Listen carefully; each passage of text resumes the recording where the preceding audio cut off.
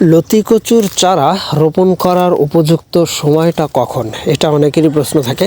মূলত আপনি 1-1.5 মাস পানির ব্যবস্থা যদি করতে পারেন, যে কোনো সময়ে লতি কচুর চারা রোপণ করতে পারেন। 1 হাত বাই 1.5 হাত দূরত্ব দিয়ে মূলত লতি কচুর চাষটা শুরু করতে হয়। আর এর পরবর্তীতে গাছের বয়স যখন এরকম হয় 15 থেকে 20 দিনের ভিতরে, তখন প্রথম মাত্রায় সারটা প্রয়োগ করতে হবে। পরবর্তীতে গাছের বয়স যখন এরকম 1.5 মাস হয়ে যাবে, তখন কিন্তু আপনার প্রত্যেকটা গাছের গোড়া থেকেই এভাবে লতি দেখা মিলবে।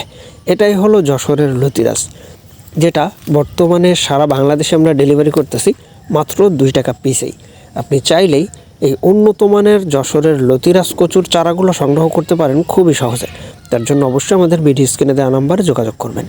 যেহেতু বর্তমান তরকারির বাজার বিবেচনায় এই লতিরাজের যেই কচুর লতি, এটার দাম কিন্তু সব থেকে বেশি, তাই আপনিও খুব সহজে দেশি লতির কচুটা চাষ করতে পারেন।